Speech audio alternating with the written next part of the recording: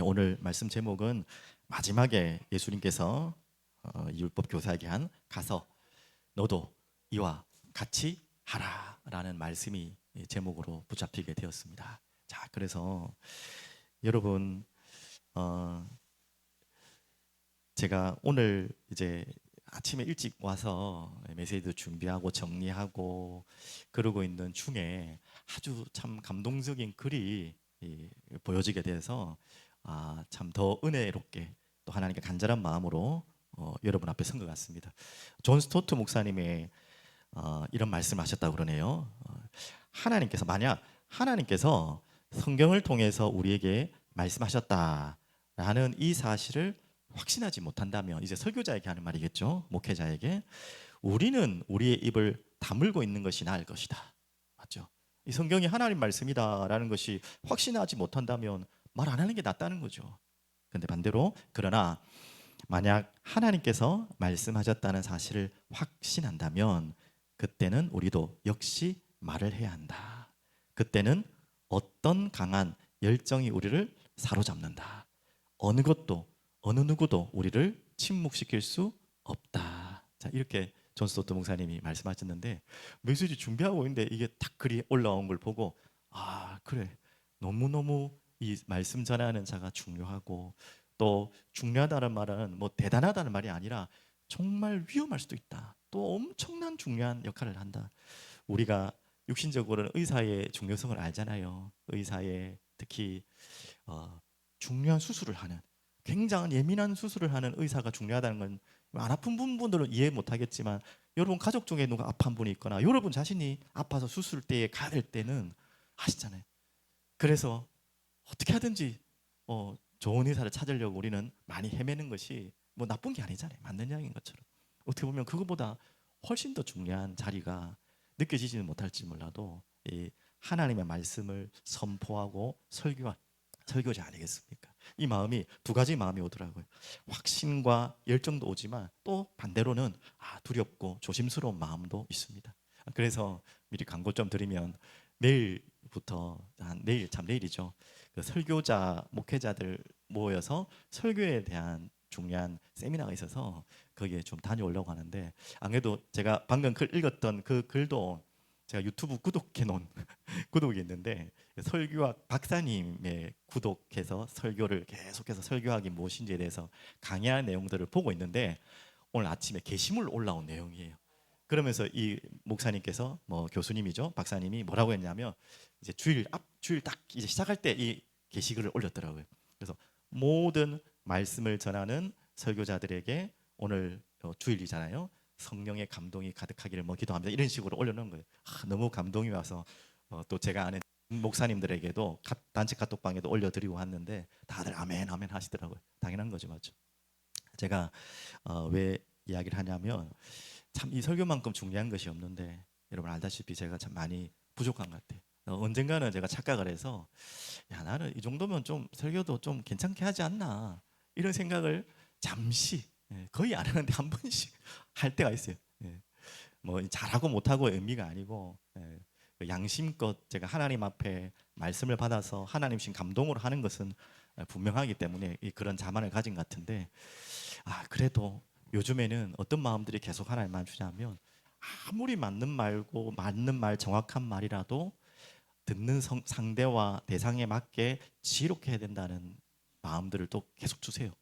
당연히 틀린 말, 없는 말, 누군가에게 또 듣는 분들의 비율을 맞추는 말을 하면 안 되겠죠, 맞죠? 하지만 그 수준은 아니겠지만, 그렇다고 해서 듣는 자들의 지금 시간표와 상황이 있는데, 이런 부분을 고려하지 않으면 안 되겠다는 것도 또 제게 많은 깨달음을 주고 있는 내용입니다. 자, 오늘 메시지가 왜 이야기를 제가 꺼지고 나면, 예수님이 그런 설교자로 오신 건 아니겠지만 그 설교의 한 부분을 보여주신 모델적인 인물 아닙니까? 당연히 목회자가 예수님 닮아가야 되고, 예수님이 설교하신 또 전달하신 메시지를 어떻게 전달하시는 데에서는 자세히 연구하고 배우겠죠.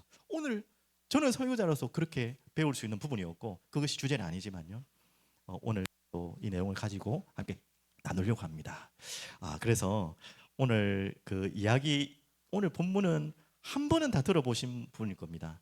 아니, 이 본문은 너무 유명한 이야기고, 특히 법을 전공하는 분들은 안 들을 수 없는 내용이고요. 그래서 이 내용 성경 근거로 가지고 여러분 아는 법이 있잖아요. 그게 착한 뭐 선한 사마리아법 들어보셨습니까? 예, 바로 저도 듣기만 해서 자세하게 구체적인 법의 조항까지는 제가 확인을 못했지만 의미는 알고 있어요.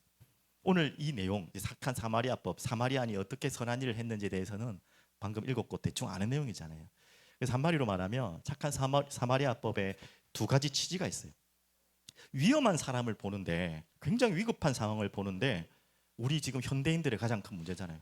아 그냥 개인적이고 아유 내가 괜히 쓸데없는 일에 끼기 싫다 해가지고 피해가는 그것을 방지하는 법이기도 합니다. 그래서 쉽게 말하면 너무나 위험한 사람이 있고 해야 되는데 신고를 해야 되잖아요. 뭐 119에 신고를 하든 경찰에 신고를 하든 뭘 해야 되는데 그것을 하지 않은 것에 대한 책임을 가볍겠지만요 그런 책임을 분명히 물게 되고 또 반대로 왜 그렇게 못합니까 우리가? 우리 마음이 좀 악한 마음도 있지만 반대로 그 이후에 일어날 이 일들이 무섭잖아요. 자칫해가 돕는다는 것이 자칫하다가 도와준다는 것이 혹시 그 사람을 더 어렵게 할 수도 있고 또 내가 피해 볼 수 있잖아요.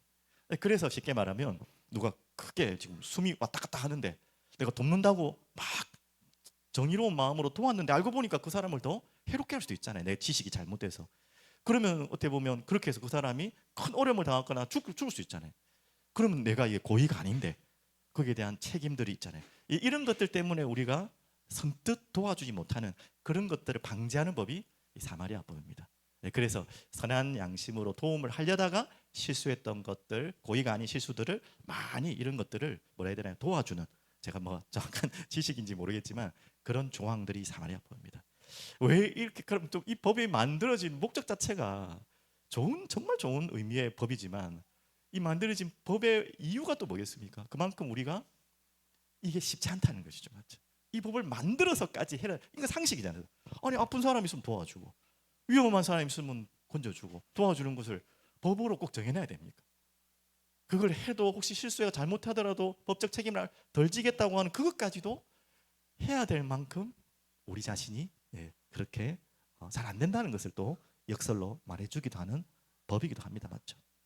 그래서 오늘 이 이야기를 잘 여러분들이 예수님의 이야기들 그 안에 핵심적인 내용들이 있는데 제가 곰곰 읽으면서 단순하게 그러면 남들 잘 돕고 어려운 사람 위기에 처한 사람을 잘 구해주고 도우라는 이야기처럼 세상 사람들이 법으로 적용한 그 정도 이야기하려고 예수님이 하신 말씀은 아니겠죠, 맞죠? 그러면서 제 마음 속에는 이 말씀을 계속 묵상하면서 제 자신을 조금 돌아봤어요. 조금만 돌아봤어요. 네, 그러면서 참 부끄럽지만 제가 하는 역할이 또 그렇게 해야 되는 역할이잖아요. 목회자라는 자체가 그 일을 하는 거잖아요. 그래서 일반적으로 친절한 거 그리고 일반적으로 그 친절한 속에 있는 사랑을 베푸는 것, 자비를 베푸는 것과 또 사람이 또 마음이 약하고 여린 분들 있잖아요. 동정심이 강한 분들, 또 무딘 사람도 있지만 그런 일반적인 사랑으로 베푸는 것과 지금 오늘 예수님이 말씀하시는 성경에서 말하는 지금 율법에서 말하는 진정한 사랑과의 차이가 뭘까? 나는 지금 어디에 지금 걸쳐 있을까? 둘 다 있겠지만 어디에 더 있는가라는 것들을 좀 저울질하는 계기가 되었고 조금 그 저울질 하다 보니까 좀 부끄러운 부분들이 많이 보였어요. 그래서 오늘 말씀이 더 간절해졌던 그런 말씀입니다. 자, 그러면 제일 먼저 이제 하나하나 본문으로 들어가 보시면요. 제일 처음에 오늘 율법 교사 한 분이 등장하게 됩니다. 그리고 예수님과의 대화가 이 오늘의 중요한 내용이죠. 자, 율법 교사가 25절 한번 보실까요? 어떤 율법 교사 일어나 근데 예수를 만나긴 만났는데 좀 꺼림직하죠. 시험하려. 진짜 예수님이 중요한 진리를 가지고 있는 분이기 때문에 배움을 가지려고 깨달음을 가지려고 가 아니라 그 동기는 뭐였다고요? 시험하여 이르되 선생님 내가 무엇을 하여야 영생을 얻으리까? 어휴 질문 하나는 최고의 질문을 했습니다. 여러분도 이 질문 다 하고 이 자리에 온 거 아닙니까? 한 번은 이 질문 안 하시는 분이 이 땅에 없겠죠, 맞죠? 가장 인생에 중요한 질문입니다. 무엇을 하여야 영생을 얻으리까? 또 다르게 말하면 무엇을 하여야 구원을 얻으리까라는 말로도 우리 표현으로는 할 수 있겠죠, 맞죠? 이렇게 중요한 질문을 했는데 안타까운 것은 왜 질문을 했다는 거죠? 정말 궁금해서 진실한 마음으로 갈급한 마음으로 했다기보다는 예수님을 시험하려고, 여기에서 이제 조금 문제가 있는 거죠. 이렇지만 않다면 우리에게는 가장 중요한 질문이에요. 하나님, 무엇을 하여 구원 얻을 수 있습니까? 어떻게 해야지 영생을 얻을 수 있습니까? 라는 질문을 한다면 오늘 그 질문을 하는데 어떻게 예수님이 대답했습니까? 바로 대답을 안 해요. 예수님이 26절에는 이렇게 말씀하시죠. 율법에 무엇이라 기록되었으며 네가 어떻게 읽느냐? 왜? 그분이 누군지 아니까. 완전 뭐 그냥 비신자고 전혀 율법을 모르는 자에게는 예수님이 이렇게 대묻지 않았겠죠.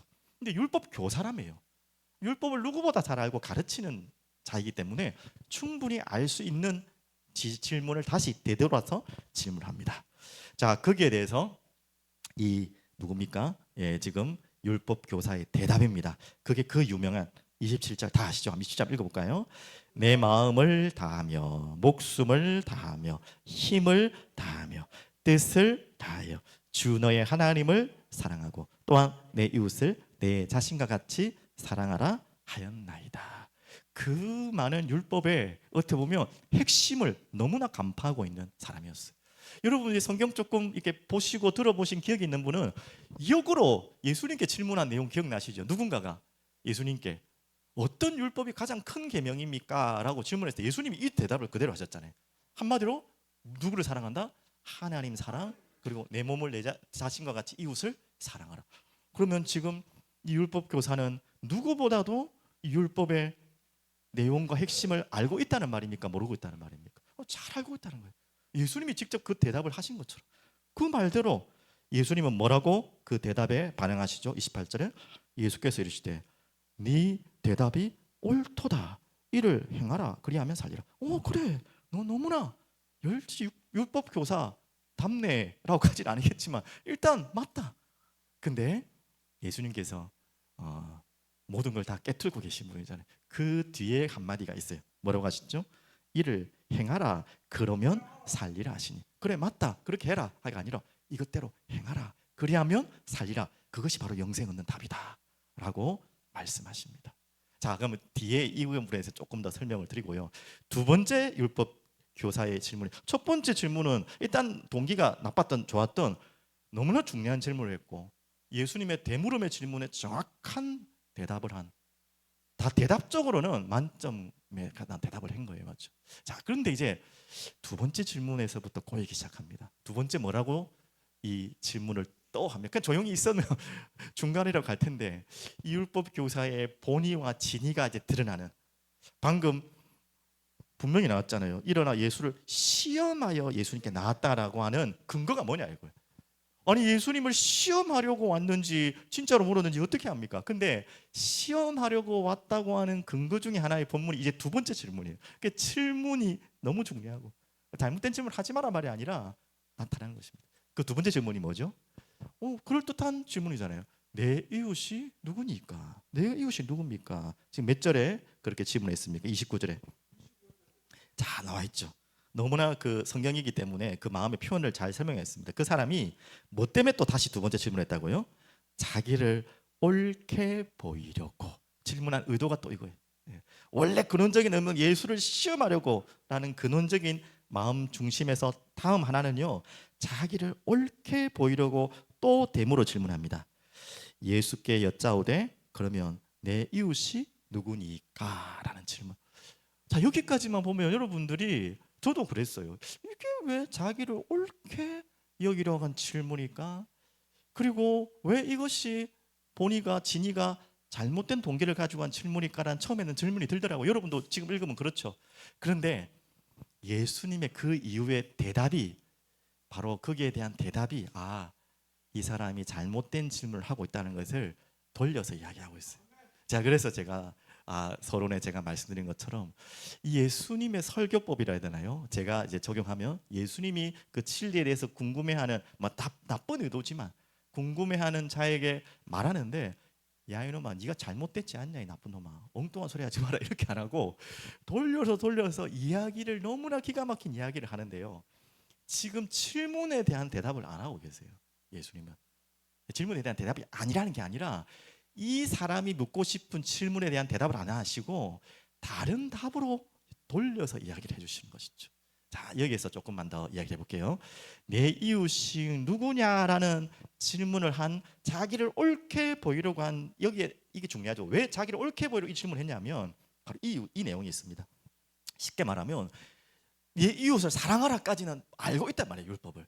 하나님 사랑하라, 내 이웃을 사랑하라까지 알아요. 그런데 이 사람 똑똑한 사람 아닙니까? 율법 교사니까. 이웃을 어디까지 정하느냐에 따라서, 그 범위에 따라서 내가 그 율법을 지킬 수도 있고 안 지킬 수 있는 것이죠. 이해되셨습니까? 거기까지 어떻게 보면 계산하고 한 질문이에요.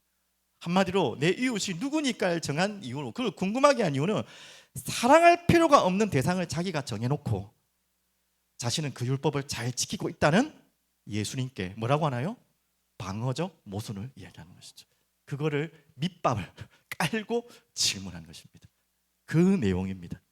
굉장히 어떻게 보면 모순적인 것이고 영리한 질문이지만 자기가 정말 의롭다, 이거 말이에요. 자기를 옳게 보이려고 질문했다 했잖아요. 자기는 옳은 사람이고 의인이고, 나는 옳은 사람이고, 난 율법을 가르치는 사람이고, 율법 이렇게 잘 아는 사람이야. 나는 의인이야. 나는 이 법을 잘 지키고 있는 사람이야 라는 것을 어떻게 보면 나타내기 위한 질문이죠. 참 지혜로운 질문 같지만 영악한 질문이죠. 자, 오늘 이 말씀이 여러분 얼만큼 이해될지 모르겠네요. 자, 그러면서 이제 좀 넘어가면 이제 이런 질문 가운데 이제 중요한 예수님의 대답이 이제는 너무나 당연한 것이지만 걸작이시고 우리에게 중요한 메시지를 주고 있습니다. 어떻게 대답하십니까? 제가 미리 대답에 대해서 말씀드렸지만 첫 번째는 이미 대답하셨습니다. 영생을 얻으려면 어떻게 해야 됩니까? 어떻게 얻습니까? 라고 했을 때 예수님이 율법에 뭐라고 말했냐라고 말씀하셨고, 거기에 정확한 하나님 사랑, 이웃 사랑을 율법의 가장 중요한 내용을 잘 이야기했어요. 그때 이제 유해한 예수님의 대답을 말하는 거죠. 뭐라고 했다고요? 네 대답 옳다 일단 말씀했고요. 두 번째는 뭡니까? 근데 이게 걸리는 거죠. 행하라, 그리하면 살리라. 자, 이게 중요한 거예요. 이를 행하라, 그리하면 살리라. 자, 오늘 본문만 딱 읽어버리면, 그래서 성경은 앞뒤 전체 문맥을 다 읽고 예수님의 전체 사역을 봐야 되는 거죠. 오늘 이 부분만 딱 읽으면 충분히 오해할 수 있는 소지가, 그렇게 행하면 영생 얻는가 보다라고 논리적으로 이해될 수 있지만 그 말이 아닌 거 아시잖아요. 행위해야지만 구원받는다는 말이 절대로 아니죠. 맞죠? 그거보다는 진정으로 네가 행할 수 있느냐라는 질문이 더 중요한 질문이겠죠. 더 결론을 내리면 진정한 행함, 진정한 사랑의 표현은 구원 얻는 하나님의 은혜 아래 있는 자만이 진정으로 할 수 있다고 하는 이야기를 지금 끌어가기 위한 하나의 보석일 수도 있는 것입니다. 맞죠? 그래서 돌려서 말하면 분명히 이 율법 교사는 뭐라 질문했다고요? 누가 내 이웃이 누구니까? 라고 질문했는데 예수님의 대답은 그 말이 아니고 이웃이 어느 밤달이라고 자기는 정하고 싶고 거기에서 자기는 벗어나고 싶은데 그게 아니라 누가 이웃이 되어 주었냐라고 질문을 전하는 것입니다. 어려운 이야기죠. 맞죠? 누가 내 이웃 됩니까? 라는 생각을 하고 있는 사람에게 누가 이웃이 되겠냐, 지금 완전히 이 생각을 바꿔주는 질문입니다. 거기에 대한 질문과 함께 예화이자 이게 실제적인 이야기인지는 정확하게 안 나와있지만 이야기겠죠. 예수님이 그 이야기를 하나 우리가 잘 알고 있는 이유를 끄집어 내고 계십니다. 자, 그래서 거기에서 이제 대상자를 한번 보시기 바랍니다. 대상자를 한번 보십시오. 자, 제사장과 레위인 두 계층에 있는 사람들은 거의 같은 반응으로 일을 했습니다. 자, 그럼 오늘 읽었지만 한번 다시 볼까요? 어떤 일을 예수님은 이야기하고 있습니까? 29절 나왔죠. 다시 한번 보시면 내 이웃이 누구니까? 라고 질문했는데 예수님은 뭐라고 대답했다고요? 29절에 그 사람이 자기를 옳게 29절에 예수께서 대답해 이르시되 어떤 사람이 예루살렘 여리고로 내려가다가 강도를 만났어요. 그리고 그 강도들이 그 옷을 벗기고 때려 거의 죽은 것을 버리고 갔습니다. 강도가 쉽게 말하면 굉장히 위험한, 죽었다고 생각할 만큼 살인 강도 같은 강도들이죠. 굉장히 무서운 강도입니다. 근데 마침 한 제사장이 그 길로 내려가다가 그를 봤어요. 그 죽어가는 사람을 보고 피하여 지나가고, 똑같이 32절 이와 같이 한 레위인도 그곳에 이르러 그를 보고 피하여 또 지나갔어요. 자, 이 두 가지죠. 제사장과 레위인. 우리가 뭐 함부로 해석할 수 없지만 왜 그랬을까요, 도대체? 아니, 레위인과 제사장은 또 율법 교사까지 율법을 누구보다도 잘 아는 사람들 있잖아요. 아까 율법 교사가 너무나 정확한 정답을 말했던 것처럼 이들 또한 알았을 거거든요. 아니, 몰랐겠습니까? 이 제사장과 레위인들은 하나님의 계명인 하나님을 사랑하고 이웃을 네 몸과 같이 사랑하라는 율법을 몰랐겠습니까? 분명히 배웠고 알고 있고 담고 있고, 잘 알다시피 신명기 6장 4절 9절에는 그것을 마음에 새기고 배웠고 어릴 때부터 계속 배웠는데 왜 진정으로 그 자리에 불쌍한 죽었는지 안 죽었는지 모르는 그 사람을 피해서 도망갔을까요? 뭐 우리가 다 해석할 수는 없습니다. 뭐 해석해도 이게 잘못될 수 있고, 근데 충분히 예상할 수는 있겠죠. 충분히 예상할 수 있는 답이 뭐겠습니까? 바로 제사장과 레위인의 그 큰 율법도 있지만 또 작은 율법 속에 무슨 율법이 있죠? 시체를 만지거나 시체를 가까이 하면 어떻게 됩니까? 부정한 자가 되고, 그렇게 되면 어떻게 되죠? 당장 제사장이 자기가 집에 가서, 제사장이고 레위인이면 심부름 해야 될 일이 있잖아요. 성막에서 해야 될 일, 또 성전에서 해야 될 일이 있잖아요. 그곳에 들어가지를 못합니다.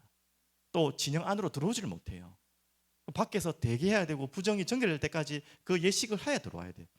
모르겠습니다. 이게 뭔 일이라고는 나타나지 않지만 충분히 가능성 있는 이야기죠, 맞죠?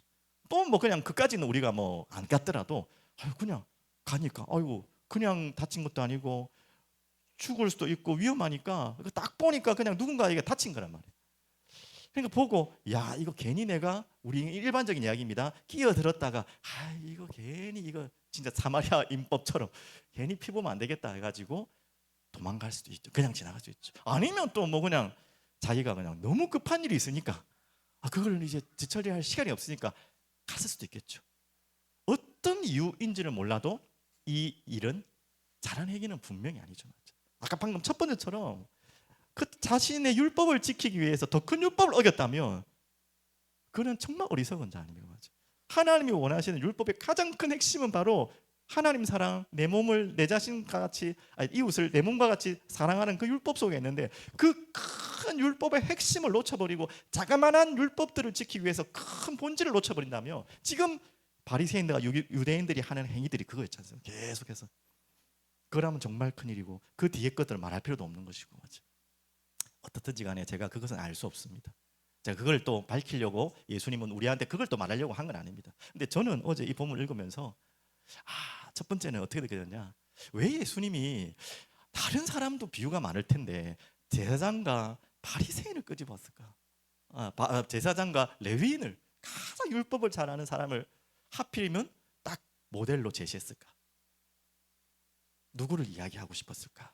라고 질문을 드리니까 그 질문하고 있는 율법 교사를 말하고 있는 것 같아요. 모르겠습니다. 제가 예수님 마음속에 들어가 보지 않아가지고 정확하게 모르겠지만 저는 그렇게 마음에 하나님이 감동을 주셨어요. 그래, 이것은 돌려 깔려낸 이야기라기보다는 예수님이 진정으로 누군가에게 메시지를 주고 싶은 거죠. 특히 율법 교사, 이 질문을 하는, 옳게 보이려고 질문하는 율법 교사, 그리고 악한 의도를 가지고 예수님을 시험하려고 하는 그 율법 교사, 지금 그 대화 대상이 그 사람이잖아요. 그래서 이 레위인과 제사장을 이야기하지 않았을까? 결국 레위인 제사장을 이야기하는 것처럼 보이지만 당신, 너에게 있는 모습을 보여주는 것이 아닌가 라고까지 이해됐거든요. 그리고 딱 다음을 넘기려고 하는데 거기서 딱 멈춰주지 않는 거예요. 그게 다가 아닌 거예요. 그 다음에 또 하나님 마음 주신 것이 그게 너 아니냐라고 질문한 거예요. 이때 제가 아니라고 대답을 못 하겠어요.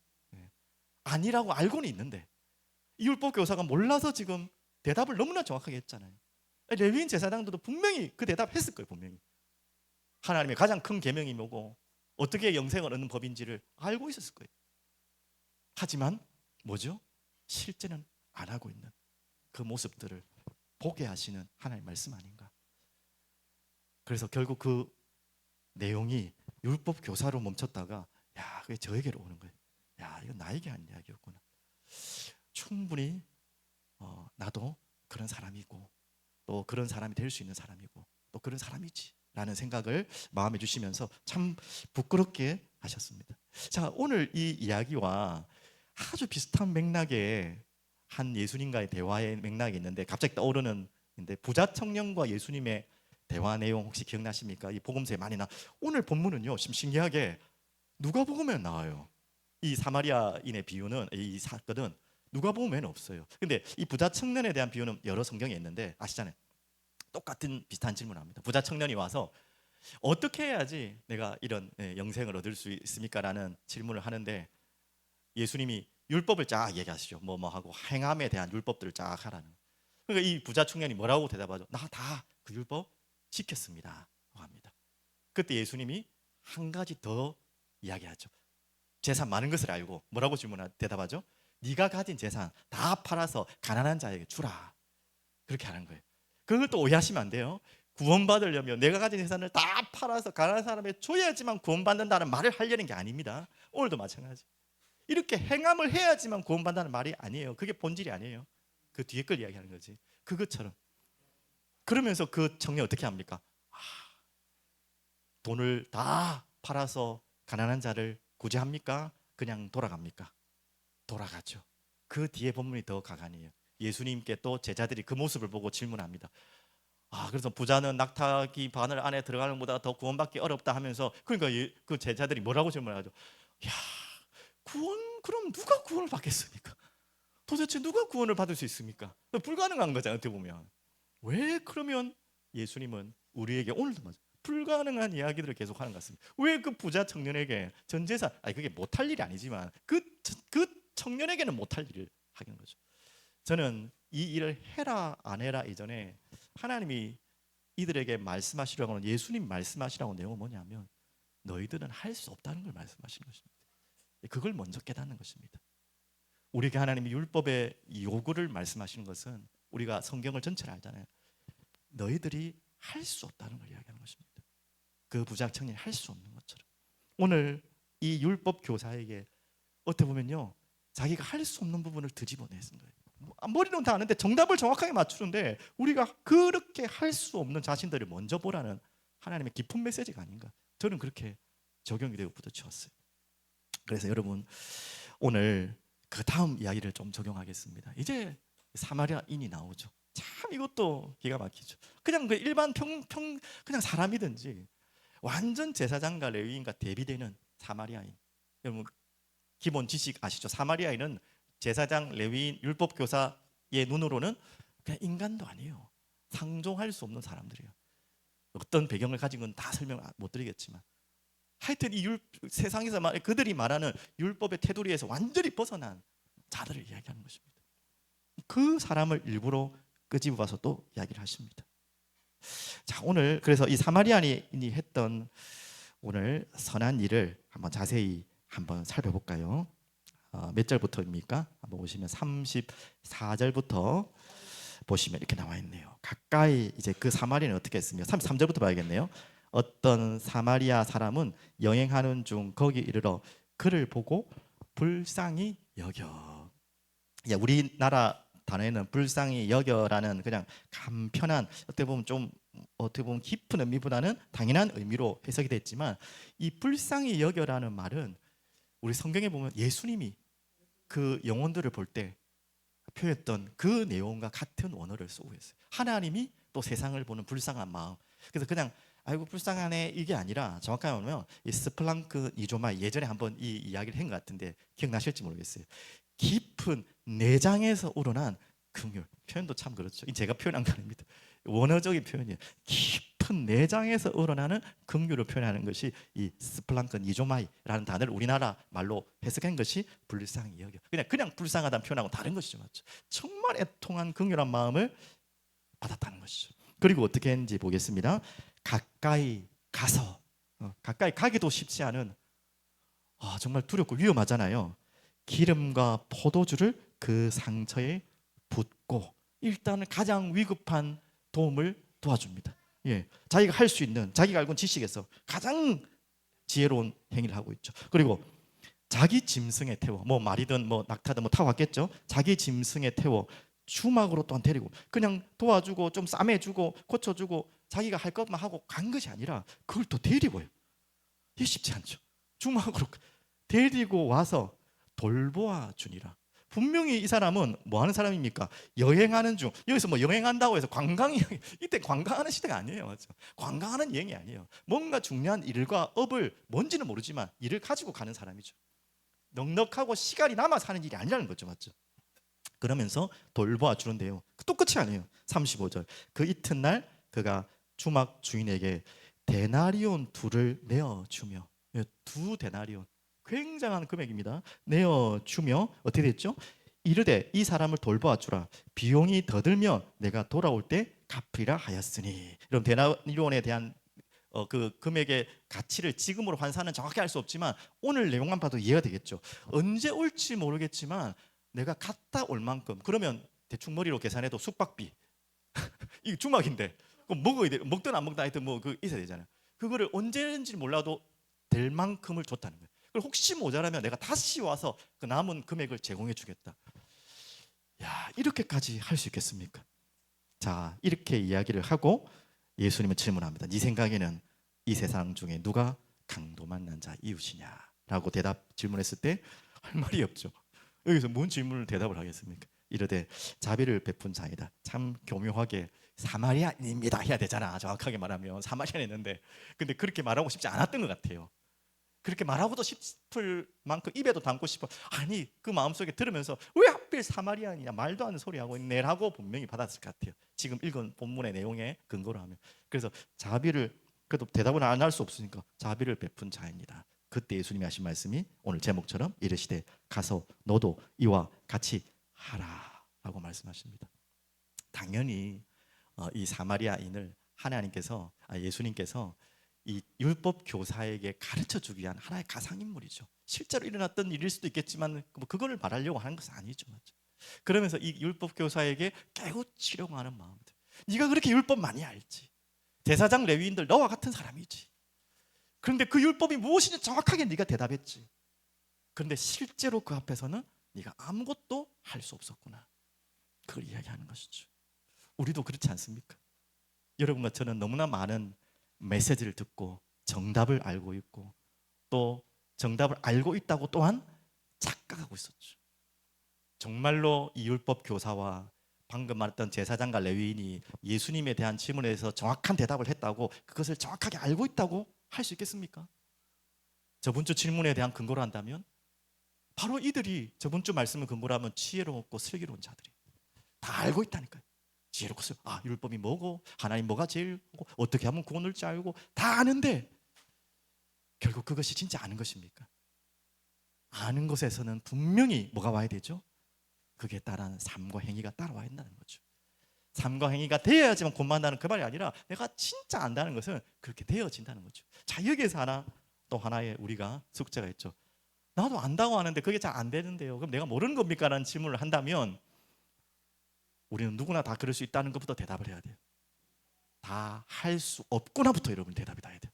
내가 그렇게 해보겠습니다. 나도 할 수 있습니다. 철없는 소리. 맞는 소리지만 철없는 소리. 아니, 나 할 수 있습니다. 나도 사마리아처럼 할 수 있습니다.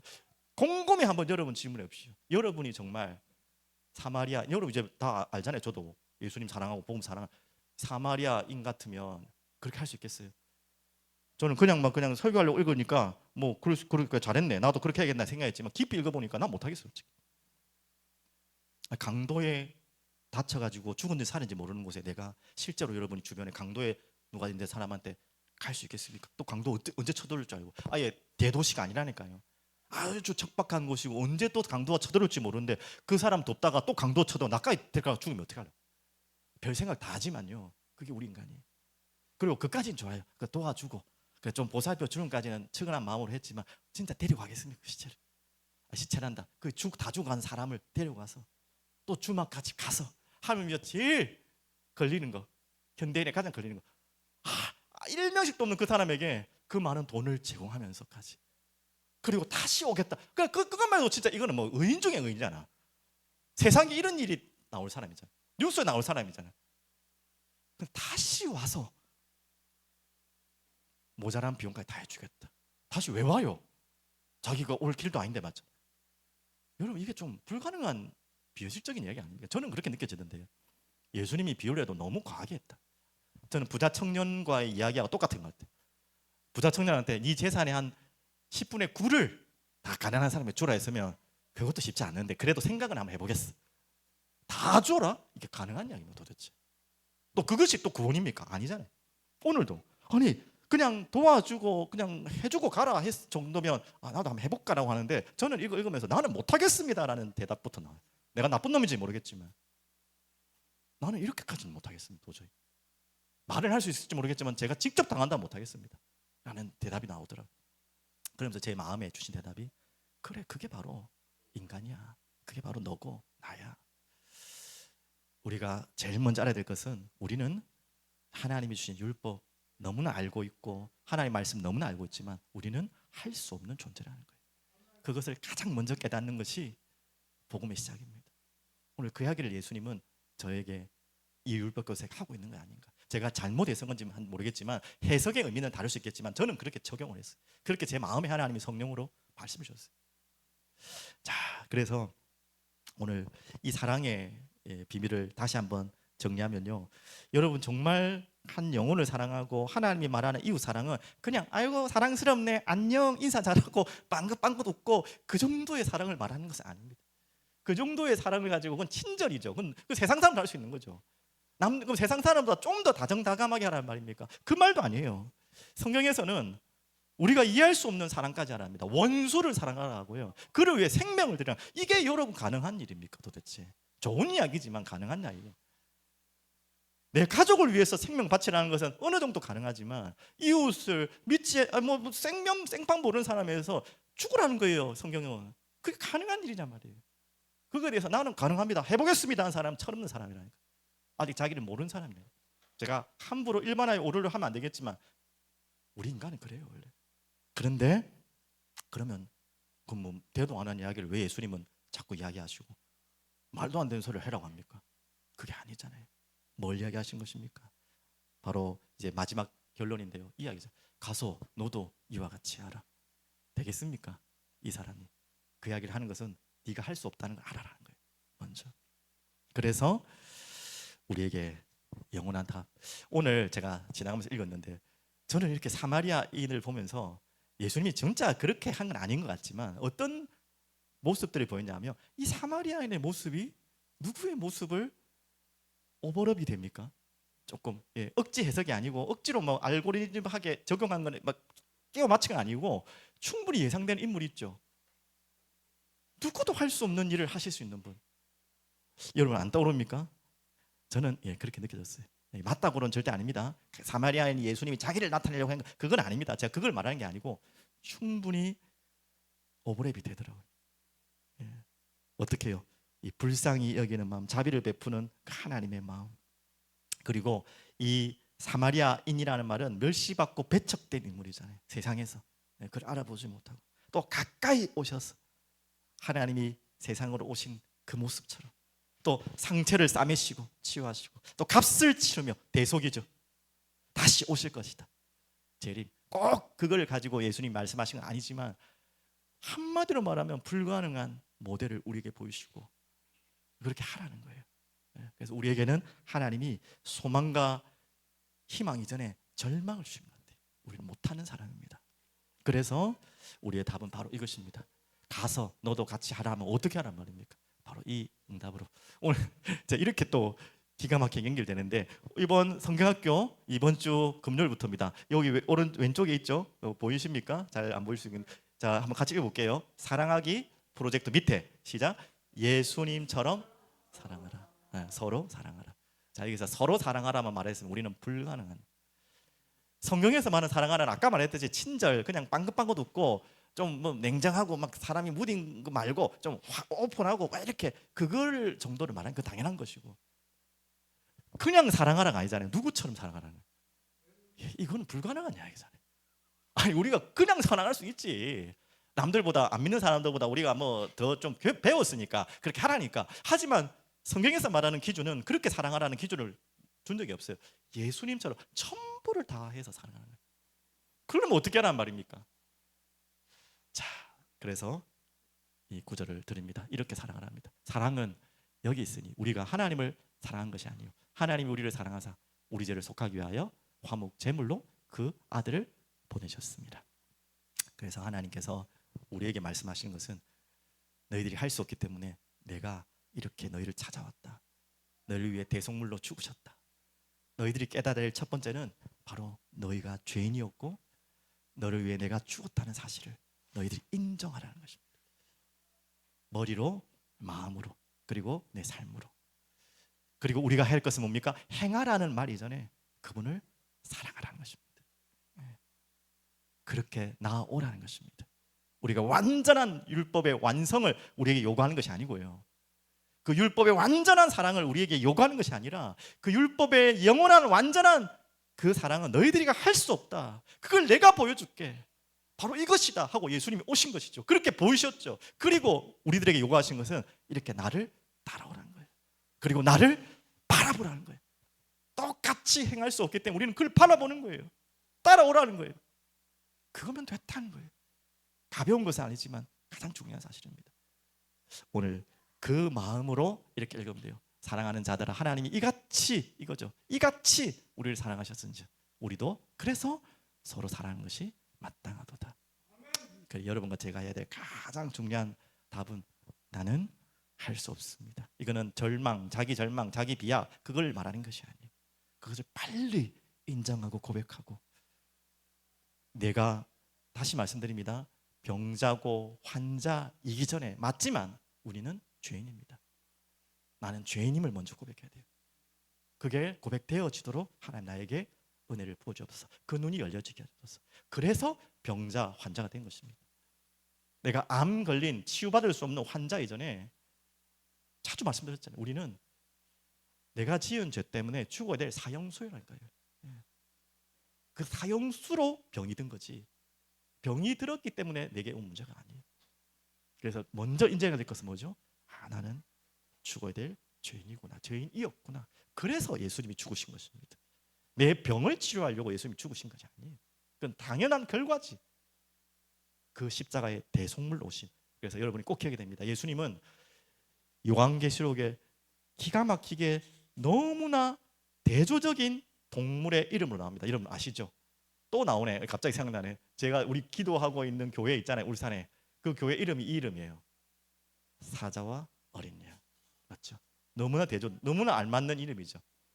예수님은 우리의 어린 양으로 오셨어요. 무엇 때문에 오셨습니까? 우리 죄를 속죄하고 대신 죽으시기 위해서. 그리고 사자는 무엇입니까? 유다의 사자로 오셨어요. 우리를 승리케 하시고 모든 것을 공의롭게 심판하시고 사랑과 공의의 하나님으로 우리가 오셨어요. 너무나 다른 이야기 같지만 그게 한 모습이 예수님의 모습이고 그게 하나님의 모습입니다. 여러분, 그렇게 예수를 알아가고 예수를 사랑하고 예수를 따라가고 예수를 닮아가면 우리에게는 불가능할 것 같은, 결코 할 수 없을 것 같은 예수님처럼 서로 사랑하가 되어지는 것입니다. 오늘 그 은혜가 여러분이 시작되기를 간절히 기도합니다. 살아계신 주님, 감사합니다. 찬양합니다. 오늘 주님, 저희들을 이 자리에 부르셔서 우리가 누구였고 어떻게 이 자리에 왔고 또 주님은 나에게 어떤 주님이신지를 알게 해주시고 그분을 따라 그분을 바라보며 그분을 닮아가며 서로 사랑할 수 있는 진정한 구원의 열매가 열릴 수 있도록 주님 우리를 인도하여 주시옵소서. 예수 그리스도 이름으로 기도합니다. 아멘.